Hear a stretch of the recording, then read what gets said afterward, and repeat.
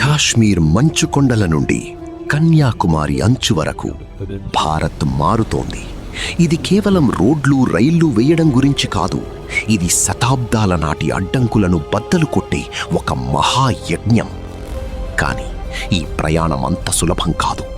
ఎత్తైన హిమాలయాల్లో -డిగ్రీల చలిలో అగాధమైన లోయల మధ్య ప్రాణాలకు తెగించి నిర్మిస్తున్న ఈ మెగా ప్రాజెక్టుల వెనుక ఉన్న అసలు రహస్యమేంటి? కొందరు దీన్ని ఆధునిక అద్భుతమంటున్నారు. కానీ ఒక నిజం మాత్రం స్పష్టం. ఈ ప్రాజెక్టులు పూర్తయితే ప్రపంచ పటంలో భారతదేశం ఒక అజేయమైన శక్తిగా మారుతుంది.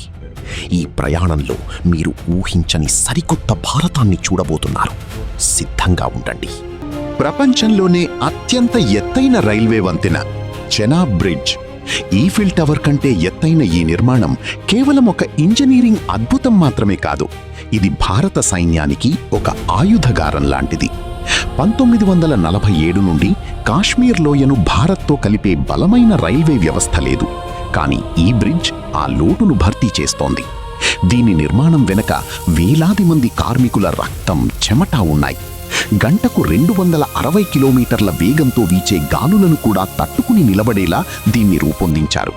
దీని వెనక ఉన్న వ్యూహం స్పష్టం.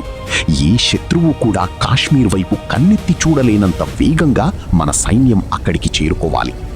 చారిత్రక ఆధారాల ప్రకారం ఈ ప్రాంతం ఒకప్పుడు కశ్యపముని తపస్సు చేసిన పుణ్యభూమి. కానీ కాలక్రమేణా యుద్ధాలకు, రక్తపాతానికి వేదికైంది. ఇప్పుడు అదే నేల మీద ఆధునిక భారత నిర్మాణానికి పునాదులు పడ్డాయి. ఈ వంతెన పనుల సమయంలో ఎదురైన సవాళ్లు తక్కువేం కాదు. కొండలు విరిగిపడటం, ఊహించని వాతావరణ మార్పులు ఇంజనీర్లను భయపెట్టాయి. కానీ భారత్ వెనక్కి తగ్గలేదు.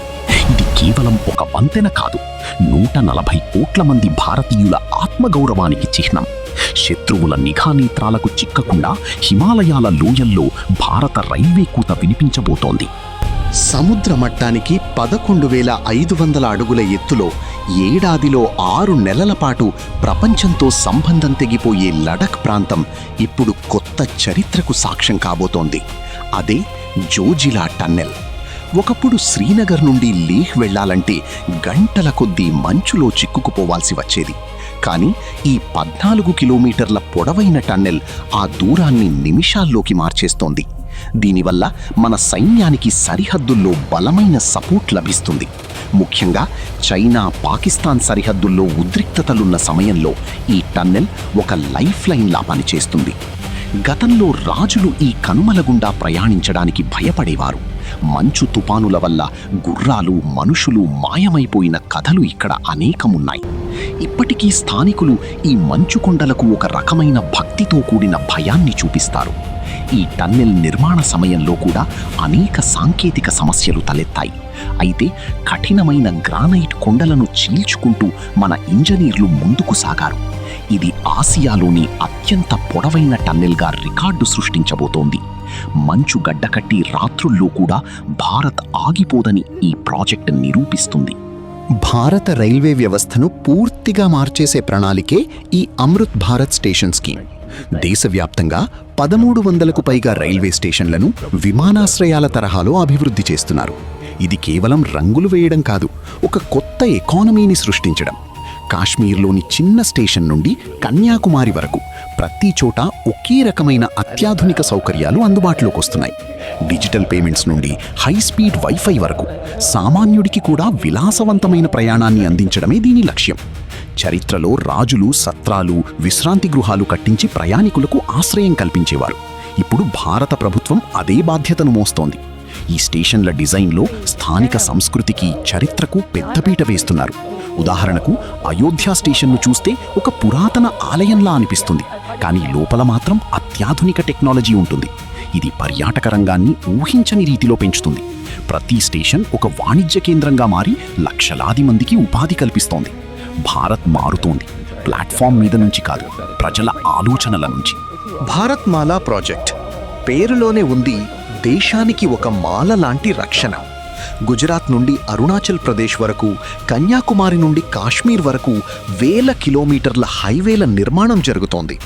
ఇది కేవలం ప్రయాణ సమయాన్ని తగ్గించడమే కాదు, లాజిస్టిక్స్ ఖర్చును తగ్గించి మన వస్తువులను ప్రపంచ మార్కెట్లో పోటీ పడేలా చేస్తోంది.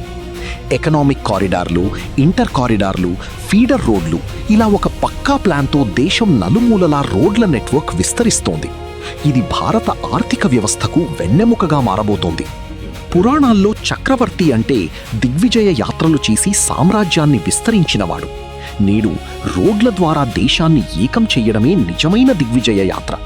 ఒకప్పుడు గ్రామాలకు రోడ్లు ఉండడమే గగనంగా ఉండేది. కానీ ఇప్పుడు 8 వరుసల ఎక్స్ప్రెస్ వేలు మన కళ్ల ముందే రూపుదిద్దుకుంటున్నాయి. ఈ రహదారుల వెంట కొత్త నగరాలు, ఇండస్ట్రియల్ హబ్లు వెలుస్తున్నాయి. ఢిల్లీ నుండి ముంబైకి కేవలం 12 గంటల్లో చేరుకోవడం అనేది ఒకప్పుడు కల. కానీ ఇప్పుడు అది నిజం కాబోతోంది. వేగమే ప్రగతి అని భారత్ బలంగా నమ్ముతోంది. భారతదేశానికి 3 వైపులా సముద్రం ఉంది, కానీ దాన్ని మనం సరిగ్గా వాడుకోలేకపోయాము. సాగరమాల ప్రాజెక్ట్ ఆ లోటును భర్తీ చేస్తోంది. పోర్టుల ఆధునీకరణ, కొత్త పోర్టుల నిర్మాణం మరియు సముద్ర తీర ప్రాంతాల్లో పరిశ్రమల స్థాపన, ఇదే ఈ ప్రాజెక్ట్ యొక్క ముఖ్య ఉద్దేశం. దీనివల్ల నీటి రవాణా ఖర్చు తగ్గి ఎగుమతులు పెరుగుతాయి. భారతదేశం తన సముద్ర బలాన్ని ప్రపంచానికి చాటి చెప్పే సమయం ఆసన్నమైంది. నీలి విప్లవం, బ్లూ రెవల్యూషన్ వైపు భారత్ అడుగులు వేస్తోంది. చరిత్రలోకి వెళితే చోళ రాజులు తమ నౌకాదళంతో ఆగ్నేయాసియా దేశాలను జయించారు. అప్పట్లో భారత్ సముద్ర వ్యాపారంలో తిరుగులేని శక్తిగా ఉండేది. మధ్యలో కొంతకాలం ఆ వైభవం కోల్పోయినా ఇప్పుడు మళ్లీ సాగరమాల ద్వారా ఆ వైభవాన్ని తిరిగి తెచ్చే ప్రయత్నం జరుగుతోంది.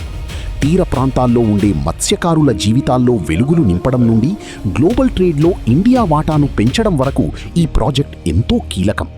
విశాఖపట్నం నుండి ముంబై వరకు ప్రతి పోర్ట్ ఇప్పుడు స్మార్ట్ పోర్టుగా మారుతోంది. సముద్ర అలల మీద భారత్ తన భవిష్యత్తును రాసుకుంటోంది. ప్రపంచంలోనే అత్యంత పొడవైన రివర్ క్రూయిజ్ గంగా విలాస్. వారణాసి నుండి అస్సాం వరకు సాగే ఈ ప్రయాణం కేవలం పర్యాటకం మాత్రమే కాదు, మన నదుల గొప్పతనాన్ని ప్రపంచానికి చూపించడం. గంగా నదిపై రవాణా వ్యవస్థను మెరుగుపరచడం వల్ల రోడ్లపై భారం తగ్గుతుంది. జలమార్గాలు చౌకైనవి మరియు పర్యావరణహితమైనవి. అందుకే ప్రభుత్వం నదులను అనుసంధానించడం, వాటిని రవాణాకు సిద్ధం చేయడంపై దృష్టి పెట్టింది. ఇది భారతదేశం యొక్క ప్రాచీన నాగరికతకు, ఆధునిక సాంకేతికతకు మధ్య ఉన్న వారధి. మన పూర్వీకులు నదులను దేవతలుగా ఆరాధించేవారు. కానీ గత కొన్ని దశాబ్దాలుగా నదులు కలుషితమయ్యాయి. ఇప్పుడు నమామి గంగే వంటి పథకాలతో నదులను శుభ్రం చేస్తూనే వాటిని ఆర్థిక వనరులుగా మారుస్తున్నారు. గంగానది ప్రవాహంలో ఒకప్పుడు వర్తక వాణిజ్యాలు సాగేవి. మళ్లీ అదే రోజులు తిరిగి రాబోతున్నాయి. నదుల మీద క్రూయిజ్ షిప్పులు తిరుగుతుంటే తీర ప్రాంత గ్రామాల్లో పర్యాటకం అభివృద్ధి చెంది ప్రజలకు కొత్త ఆదాయ మార్గాలు లభిస్తాయి. నది అంటే కేవలం నీరు కాదు, అది ఒక దేశ సంస్కృతికి ప్రవాహం. సాధారణంగా ప్యాసింజర్ రైళ్ల కోసం గూడ్స్ రైళ్లను ఆపేయడం మనకు అలవాటే. దీనివల్ల వస్తు రవాణా ఆలస్యమై ధరలు పెరుగుతాయి. దీన్ని పరిష్కరించడానికే డెడికేటెడ్ ఫ్రైట్ కారిడార్లను DFCని నిర్మిస్తున్నారు. ఇవి కేవలం గూడ్స్ రైళ్ల కోసం మాత్రమే ప్రత్యేకంగా కేటాయించిన రైలు మార్గాలు. దీనివల్ల వస్తువులు అత్యంత వేగంగా గమ్యాన్ని చేరుకుంటాయి. వెస్టర్న్ మరియు ఈస్టర్న్ కారిడార్లు ఇప్పటికే భారత వాణిజ్య రంగంలో విప్లవాత్మక మార్పులు తెచ్చాయి. ఇది మేక్ ఇన్ ఇండియా విజయానికి ఒక కీలక అడుగు. శతాబ్దాల క్రితం గ్రాండ్ ట్రంక్ రోడ్డు ఎలాగైతే వాణిజ్యానికి దారి చూపిందో, ఈ కారిడార్లు ఆధునిక కాలంలో అదే పాత్రను పోషిస్తున్నాయి. 1.5 కిలోమీటర్ల పొడవైన భారీ గూడ్స్ రైళ్లు వేల టన్నుల సరుకును మోసుకెళ్తుంటే భారత ఆర్థిక రథం పరుగులు తీస్తోంది. ఈ మార్గాల వెంబడి లాజిస్టిక్ పార్కులు వెలుస్తున్నాయి. దీనివల్ల ఉత్పత్తి వ్యయం తగ్గి సామాన్యుడికి తక్కువ ధరకే వస్తువులు అందుబాటులోకి వస్తాయి. ఒక దేశం అభివృద్ధి చెందాలంటే దాని చక్రాలు వేగంగా తిరగాలి. ఈ కారిడార్లు ఆ వేగాన్నిస్తున్నాయి. రోడ్లు, రైళ్లు మాత్రమే కాదు, భవిష్యత్తును శాసించేది టెక్నాలజీ. అందుకే భారత్ ఇప్పుడు సెమీకండక్టర్ల తయారీపై దృష్టి పెట్టింది. గుజరాత్ వంటి రాష్ట్రాల్లో భారీ సెమీకండక్టర్ ప్లాంట్లు ఏర్పాటవుతున్నాయి. ప్రపంచం మొత్తం చిప్స్ కోసం చైనా, తైవాన్ మీద ఆధారపడాల్సి వస్తుంది.